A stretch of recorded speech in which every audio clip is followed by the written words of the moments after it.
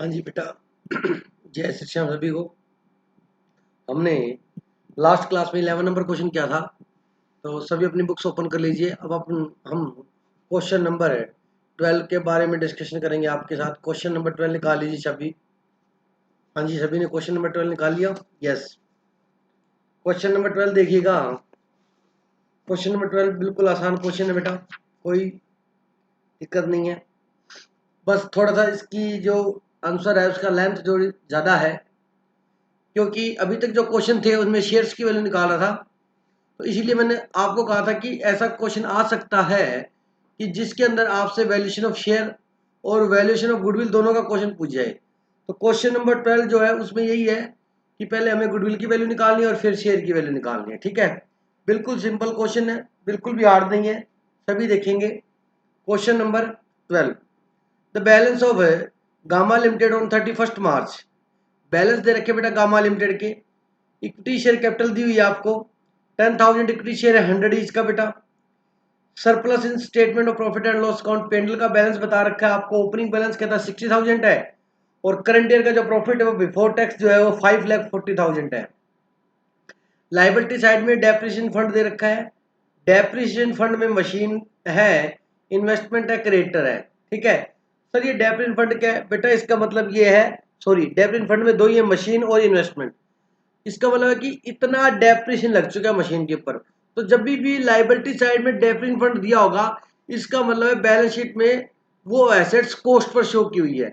और जब आप डेप्रिसिएशन लेस करोगे तब उसकी क्या आएगी? रिटर्न डाउन वैल्यू, मतलब आज की वैल्यू आएगी। तो जब भी डेप्रिसिएशन दिया होगा तो वो लेस करके नेट लिखेंगे। ठीक है, अब आपको कि सर लास्ट क्वेश्चन में था आपने लेस करके नहीं लिखा। बेटा ध्यान से सुनना, मैंने ये भी कहा था साथ में, अगर आपको मार्केट वैल्यू बताई हुई है तो मार्केट वैल्यू लिखेंगे। अगर मार्केट वैल्यू नहीं दी तो अपने बैलेंस शीट की वैल्यू पिक करेंगे। तो बैलेंस शीट की वैल्यू जो पिक कर, यदि हमने बैलेंस शीट की वैल्यू ली है तो डेप्रिसिएशन लेस होगा। अगर उसकी कोरस्पोंडिंगली मार्केट वैल्यू बता रखी है तो हम वो नेट मार्केट वैल्यू जो गिवन है वही ले लेंगे।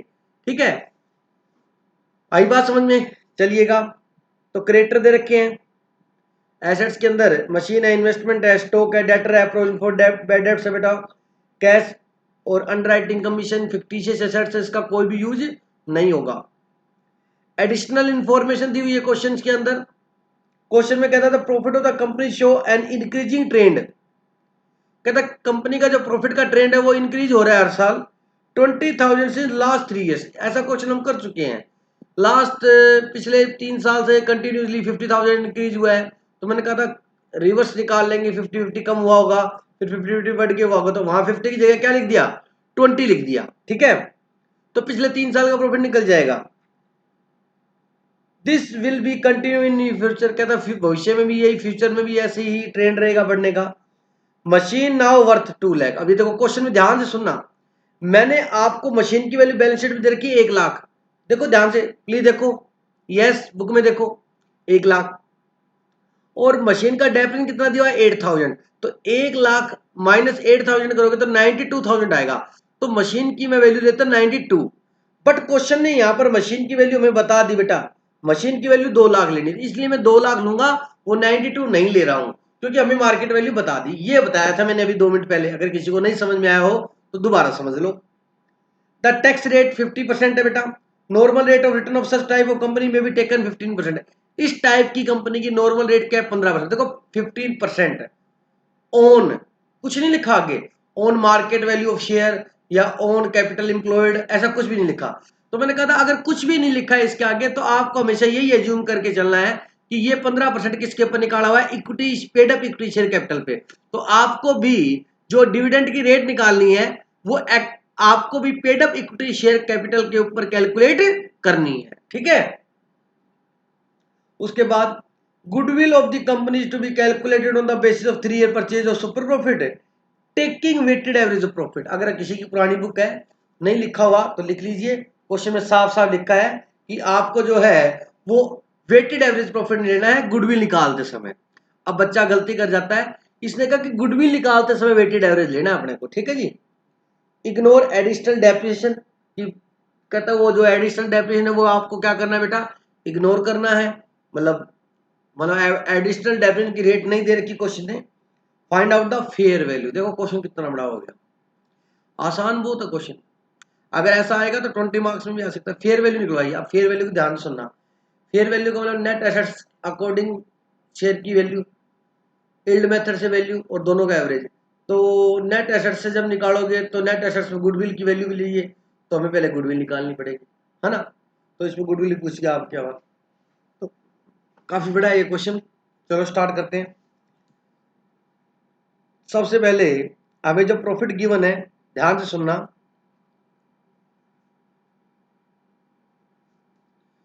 Question number 12।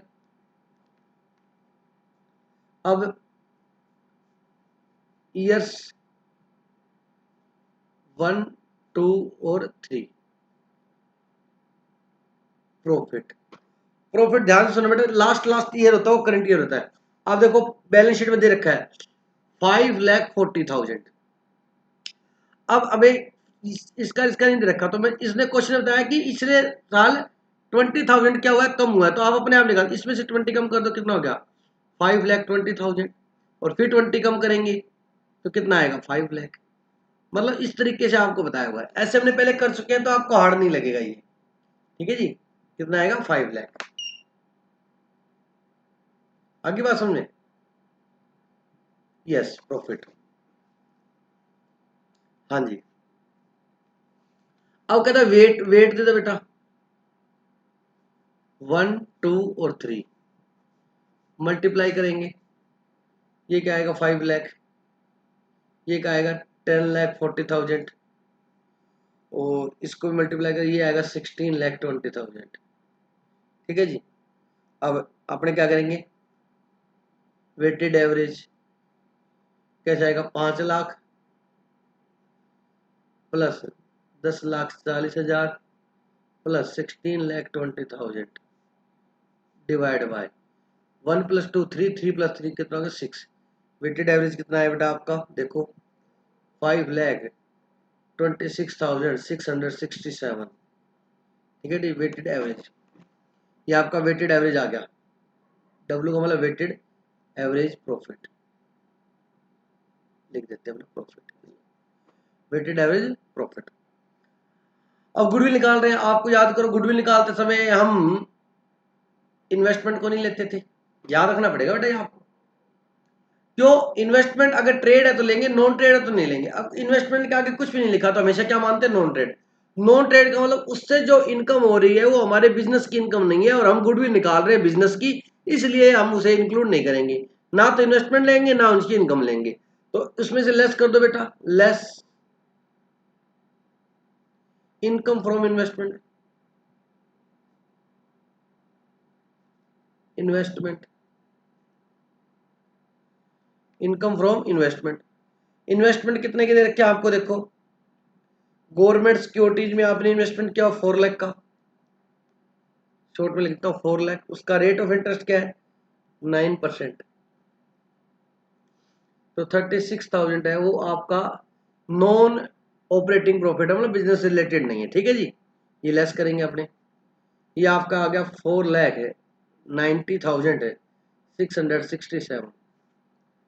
ठीक है जी, इसमें से लेस करेंगे अपने income tax at the rate of 50%। वो आएगा आपका 2,45,334। तो ये आपका बच जाएगा 2,45,333। ठीक है जी, ये आपका आ गया पैट। पैट का मतलब क्या था, प्रॉफिट आफ्टर टैक्स। ठीक है जी, ये आपका एवरेज प्रॉफिट आ गया। फ्यूचर की एडजस्टमेंट है नहीं इसके अंदर, इसको आप एफएमपी बोल सकते हो, फ्यूचर मेंटेनेबल प्रॉफिट में। क्यों, फ्यूचर का एडिशनल डेफिनेशन था वो हमें इंक्लूड नहीं करना, क्वेश्चन में इंक्लूड नहीं करना, क्वेश्चन ने मना किया। मतलब हम ये कमाते हैं। अब लोग कितना कमाते हैं, वो नॉर्मल प्रॉफिट होता था। नॉर्मल प्रॉफिट का फॉर्मूला क्या था, average capital employed into NRR. Average capital employed निकालने के लिए क्या था बेटा, पहले closing capital minus half of current year profit है ना बेटा। सबसे पहले आप क्या लिखेंगे, calculation of calculation of closing capital employed. Important है, ये क्वेश्चन आ सकता है। सबसे पहले मशीन की वैल्यू देखो बेटा, मशीन की वैल्यू कितनी, नई वैल्यू बताई हुई है क्वेश्चन में 2 लाख। स्टॉक की वैल्यू भी बताई हुई है आपको क्वेश्चन में। स्टॉक कितने का दे रखा है आपको, 4 लाख का, बैलेंस शीट में देख लो आप, 4 लाख दे रखा है। डेटर, डेटर में से provision for bad debts less करके नेट लिख दो बेटा। डेटर दे रखे 5 लाख, उसमें से लेस करेंगे 20 तो कितना बचेगा बेटा 480, 480 लिख दो यहाँ पर। उसके बाद कैश, कैश कितना दिया बेटा, कैश दे रखा है 2 लाख, 2 लाख दे दिया। अंडरराइटिंग कमीशन जो दिया हुआ है वो फिक्टिशियस एसेट्स है, फिक्टिशियस एसेट्स को हम इंक्लूड नहीं करते बेटा, ठीक है।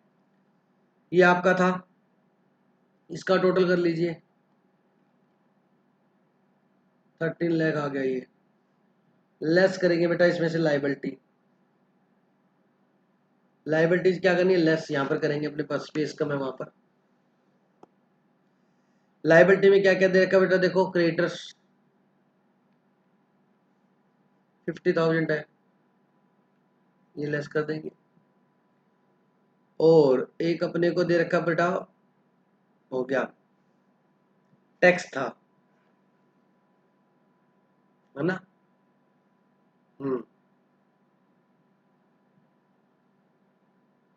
Provision for tax. अब ध्यान से सुनना, यहां पर गलती होती है।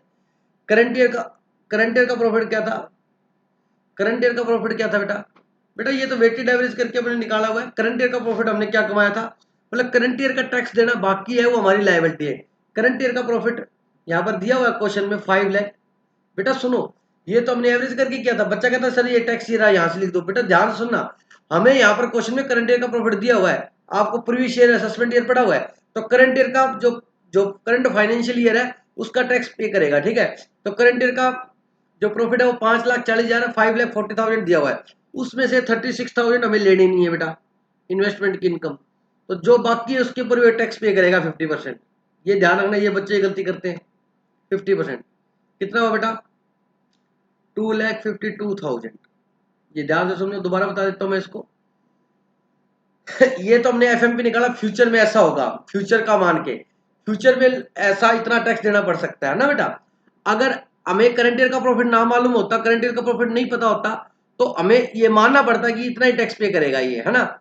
लेकिन यहाँ पर एक्चुअल टैक्स निकाल सकते हैं हम, क्योंकि हमें करंट ईयर का प्रॉफिट दे रखा है 5,40,000 रुपए, और उसमें से 36,000 हम लेंगे नहीं, क्योंकि वो नॉन ट्रेडिंग है। इन्वेस्टमेंट की इनकम नहीं लेंगे, ना इन्वेस्टमेंट लेंगे, क्योंकि नॉन ट्रेड है। तो वो लेस करके उसका 50% लगा लिया, 2,52,000 रुपये टैक्स देना पड़ेगा बेटा। तो ये दो लाइबिलिटी लेस करोगे तो ये आप क्या जाएगी, क्लोजिंग कैपिटल एम्प्लॉयड। क्या आ गया बेटा, क्लोजिंग कैपिटल एम्प्लॉयड 9,78,000। ठीक है जी। अब हमें क्या निकालनी है, average capital employed. Average capital employed का फॉर्मूला याद होगा आपको, नहीं है तो मैं बता देता हूँ। क्लोजिंग कैपिटल एम्प्लॉयड और माइनस करना है इसमें से, minus half of current year profit after rectification. याद आ गया होगा आपको। क्लोजिंग कैपिटल एम्प्लॉयड है 9,78,000 minus current year profit after rectification. ठीक है, अब ध्यान से सुनना, आपका क्लोजिंग कैपिटल एम्प्लॉयड आ गई 9,78,000। ठीक है जी।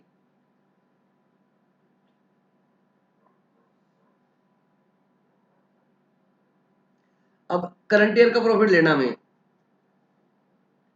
ठीक है, करंट ईयर का प्रॉफिट लेना है आफ्टर रेक्टिफिकेशन। ठीक है, करंट ईयर का प्रॉफिट इसमें से माइनस करना है, माइनस क्या करना है, हाफ। करंट ईयर का प्रॉफिट कितना दे रखा है बेटा, यहाँ पर टोटल प्रॉफिट लेना होता 5,40,000 दे रखा है ना। बट ये जो 5,40 है ये बिफोर टैक्स है, बट ये जो 5,40 है वो क्या है, इसको ब्रैकेट में लेता हूँ, बिफोर टैक्स है। ठीक है, तो टैक्स कितना देने का पड़ेगा, 50%। और टैक्स देने के बाद कितना बचेगा, 50% ही बचेगा। मतलब 50% टैक्स और 50% क्या प्रॉफिट है। तो 5,40,000 का 50% करेंगे तो 270 आएगा बेटा। 270 टैक्स क्या है? After tax. तो ये आपका 50% करने से क्या हो जाएगा? आफ्टर टैक्स हो जाएगा। याद रख लेना, कहीं बाद में सोचो कि सर ने ये 50 क्यों किया, क्योंकि हमें करंट ईयर प्रॉफिट लेना है आफ्टर रेक्टिफिकेशन। रेक्टिफिकेशन है बिल्कुल, हमें पैट लेना। जो रेक्टिफिकेशन क्या है? ये बिफोर टैक्स है, इसमें से टैक्स क्या करना है? लेस करके लेना है। टैक्स लेस कर दो बेटा इसका, ठीक है जी। यहाँ पर टोटल प्रॉफिट लेते हैं, याद ध्यान रखना आप। लेकिन उस टोटल प्रॉफिट में कोई गलती नहीं होनी चाहिए बस। तो ये कितना आएगा आपका? सोल्व करोगे जब इसको आप, average capital employed, average capital employed आपका आ गया। ये क्वेश्चन 2-3 बार करके देख लेना बेटा, इसमें थोड़ा सा अटपटा सा है, ये एज इट इज आएगा तो ठीक है। तो एवरेज कैपिटल एम्प्लॉयड आपका आएगा, इसमें से ये इसका हाफ करके लेस करोगे तो आपका ये आएगा 8,43,000 आ जाएगा, ठीक है। अब निकालना नॉर्मल प्रॉफिट बेटा। नॉर्मल प्रॉफिट का फॉर्मूला याद होगा आपको, average capital employed into normal rate of return. Average capital employed 8,43,000, normal rate of return बेटा देखो NRR दी होगी क्वेश्चन में आपको, देखो कितनी दी हुई है? 15% दी हुई है, देखो लिखा हुआ ना, बिल्कुल लिखा हुआ है। फोर्थ पॉइंट है 15%, इसका 15% करो बेटा, ये आपका आ जाएगा 1,26,450। मतलब लोग कमाएंगे 126 और हम कमाएंगे 245। सुपर प्रॉफिट का फॉर्मूला यही था, FMP minus normal profit. FMP कितना है? 245 है, 333 माइनस 1,26,450। तो इस प्रकार आपका सुपर प्रॉफिट कितना आ गया बेटा? आपका बेटा ये सुपर प्रॉफिट आ जाएगा 1,18,883। ये आपका सुपर प्रॉफिट आ गया, ठीक है। Goodwill, super profit into number of year purchase. अभी तो गुडविल हो रही है एक तरीके से। सुपर प्रॉफिट कितना दिया हुआ है? सुपर प्रॉफिट दे रखा है 1,18,883 into number of year purchase कितना बेटा? 3 है। तो ये गुडविल आ जाएगी आपकी 3,56,649। ये गुडविल आ गई। अभी क्वेश्चन नहीं हुआ है, क्वेश्चन का सिर्फ एक पार्ट हुआ है। क्वेश्चन ने कहा था इस क्वेश्चन में गुडविल नहीं दी हुई थी, हमें ये गुडविल करनी पड़ेगी बेटा। इसमें आई बात समझ में या नहीं आई? तो इस प्रकार से अभी सिर्फ और सिर्फ क्या कैलकुलेट हुई है? सिर्फ और सिर्फ गुडविल निकली है अभी तक। ये आप फोटो क्लिक कर लो या नोट कर लो, फिर नेक्स्ट पेज पे मैं आपके साथ डिस्कस करूंगा बेटा। अभी गुडविल निकली है, ठीक है। और क्वेश्चन ने कहा था हमें वेटेड एवरेज लेना है, क्या गुडविल निकालते समय, शेयर की वैल्यू निकालते समय एवरेज हमेशा नॉर्मल लेना है, सिंपल एवरेज लेना है, ठीक है। नोट कर लीजिए जल्दी से इसको। हाँ जी बेटा, गुडविल कैलकुलेट हो चुकी है। अब नेक्स्ट पेज मैंने निकाल लिया, नेक्स्ट पेज पे अपने शेयर की वैल्यू निकालनी है। तो सबसे पहले शेयर की वैल्यू निकालिए नेट एसेट्स मेथड से। Value of shares as per net assets method. कौन से मेथड से निकाले? NA मेथड लिखा है, NA का मतलब नोट एप्लीकेबल नहीं है, नेट एसेट्स मेथड। हाँ जी बेटा, तो नेट एसेट्स मेथड से निकालने के लिए सबसे पहले calculation of net assets, calculation of net assets. चलो बेटा, सबसे पहले अब ये देखो, सबसे पहले आप एक काम करो, इतनी मेहनत की गुडविल लिखो। यहाँ गुडविल की वैल्यू चाहिए, अगर दी होती गुडविल की वैल्यू तो हमें वो इतना एक पेज ना करना पड़ता। गुडविल हमने कैलकुलेट किया ना अपना गुडविल, कितना आया था? 3,56,000। लास्ट पेज पे था ये 649। बाकी अब सभी एसेट लिखो। मशीन, मशीन की value 2 lakh. Investment 4 lakh. Stock 4 lakh. Debtor 5 lakh और कैश 2 लाख। एक क्वेश्चन आया दिमाग में, सर आपने गलती से इन्वेस्टमेंट लिख दिया। अरे बेटा शेयर की वैल्यू निकालते हैं, शेयर की वैल्यू निकालते समय वेदर ट्रेड और वेदर नो ट्रेड, हम इन्वेस्टमेंट को हमेशा इंक्लूड करते हैं, ध्यान से सुन लेना। फिक्टिशियस एसेट्स ना तो गुडविल निकालते समय आती और ना शेयर की वैल्यू निकालते समय आती। अब तो हमें शेयर की वैल्यू निकालनी है। शेयर होल्डर कौन है? कंपनी के मालिक है। मालिक की एक शेयर की वैल्यू निकाले, तो मालिक जब अपने शेयर की वैल्यू निकालेगा बेटा ओनर, तो सभी एसेट्स को इंक्लूड करेगा, ठीक है। अगर मैं अपनी प्रॉपर्टी अपनी मैं वैल्यू निकालता हूँ प्रॉपर्टी की, तो अब वो ट्रेड हो चाहे नॉन ट्रेड हो मैं लूंगा, एजुकेशन स्केयर की हो या ना हो। मैंने बताया था ना आपको, एजुकेशन स्केयर की गुडविल निकालते समय हम एफडी को नहीं लूंगा अगर मेरी कोई पर्सनल है, बट मैं मेरी वैल्यू निकालते समय एफडी को भी लूंगा क्योंकि मेरे को टोटल चाहिए। आई बात समझ या नहीं है? यस। इसका टोटल करेंगे, इसका टोटल आएगा 20 लाख है 56,649। इसमें से लेस कर दो बेटा लाइबिलिटी। लाइबिलिटी में क्या क्या दे रखा है? क्रेडिटर, क्रेडिटर कितना है? 50,000, ठीक है। अब डेटर मैंने पूरे लिख दिए शायद, है ना? हाँ, डेटर 5 लाख लिख दिए ना। आप चाहते तो 20,480 लिख दो नेट एकदम, फिर टोटल बदलना पड़ेगा। चलो 5 लाख ही लिख लेते हैं अपने एक बार। सर आपने 5 लाख लिख दिया, हाँ ये 5 लाख है। एक काम करो वहां ज्यादा लिख दिया, ऐसे भी कर सकते हैं, वहां पूरे दिखा दो और प्रोविजन फॉर टैक्स यहाँ लेस कर दो, provision for bad debt, sorry, ऐसे भी कर सकते हैं। कितना बेटा प्रोविजन फॉर बैड डेट्स? वैसे आपने 480 दिखा देना, कोई दिक्कत नहीं है, मैंने लिख दिया इसलिए टोटल को भी चेंज करना पड़ेगा। मैं जिस बुक से कर रहा हूँ उसमें ऐसे क्या हुआ था। तो प्रोविजन फॉर बैड डेट्स कितना है? 20,000। इससे कोई फर्क नहीं पड़ेगा बेटा, या 5 लाख लिए 20,000 लेस कर दिया, नेट 480 आया, ठीक है। अगर यह नेट ले लेंगे तो यहाँ लेस करने की जरूरत नहीं है, यहाँ पूरा ले लिया तो लेस करके दिखा देंगे बस, ठीक है जी। इन्वेस्टमेंट देखो कितने लिया आपने investment?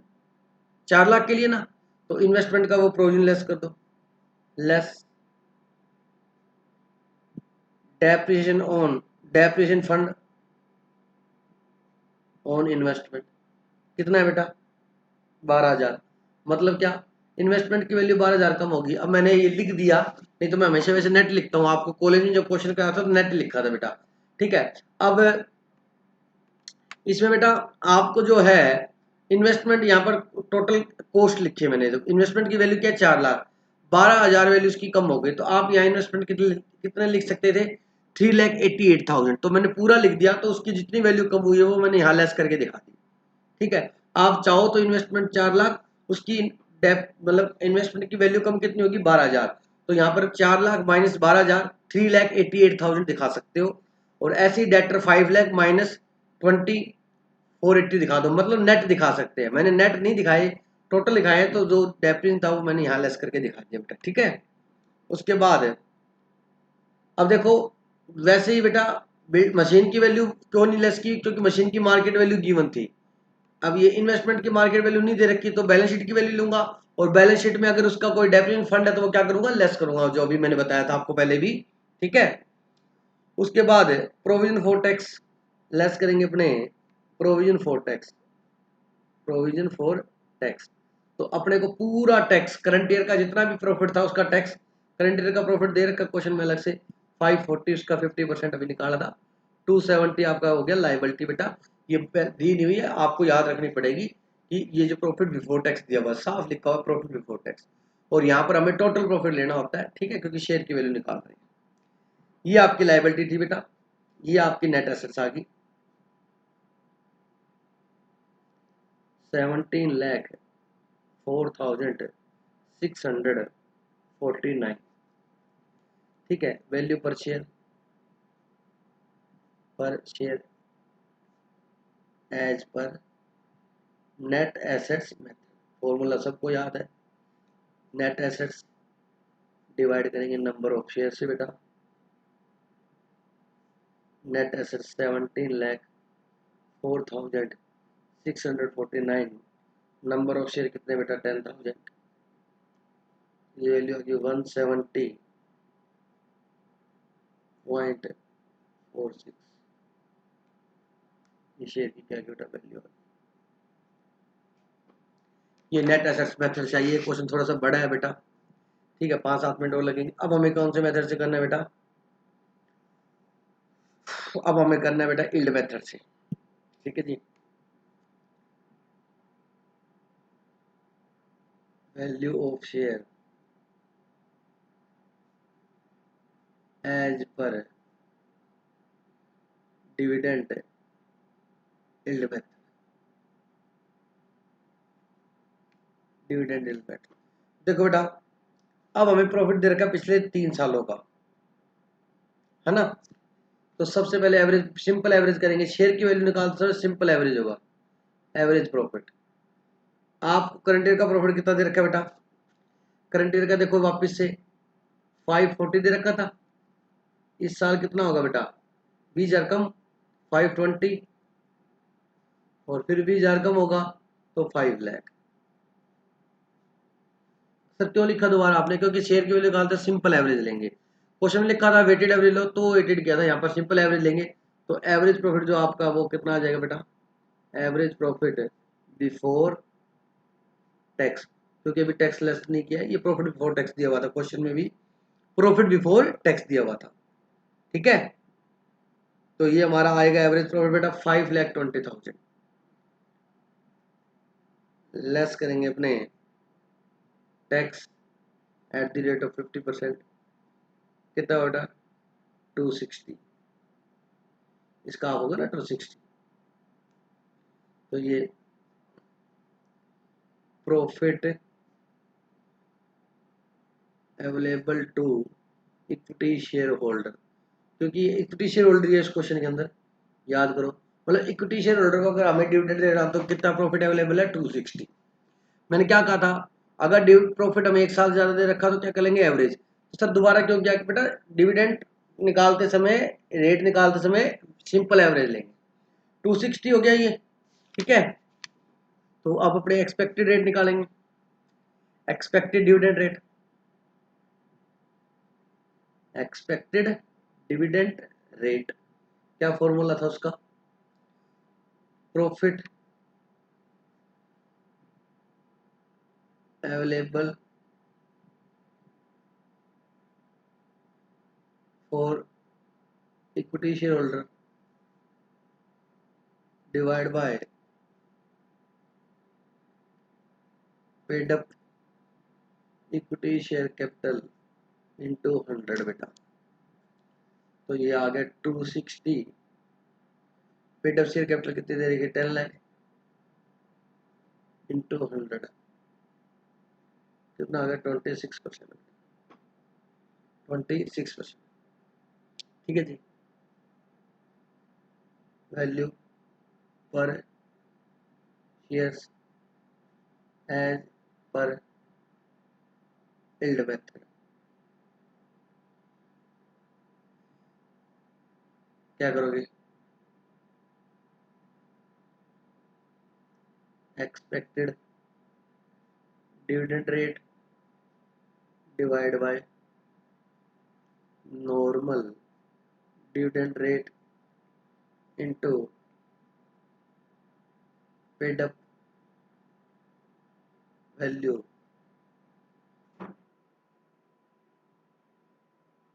Each share. Expected dividend rate हमने निकाली थी बेटा कितनी, 26%। नॉर्मल डिविडेंड दे रखी थी बेटा आपको 15%, और paid up value each share कितनी बेटा 100।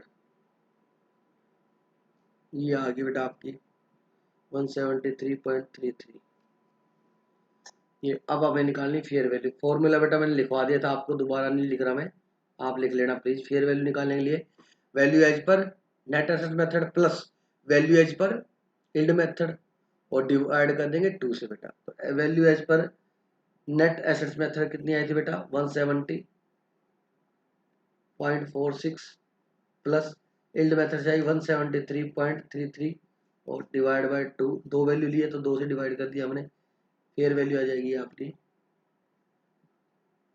फेयर वैल्यू 171.90, ये फेयर वैल्यू आपका आंसर हो गया। ये क्वेश्चन आया तो 20 मार्क्स में आएगा आपके, ठीक है। थोड़ा सा इससे सारा कॉन्सेप्ट कवर हो जाता है, ठीक है। तो आज एक ही क्वेश्चन करेंगे, काफ़ी लंबा हो गया बेटा। थैंक यू सो मच, जय श्री श्याम बेटा सभी।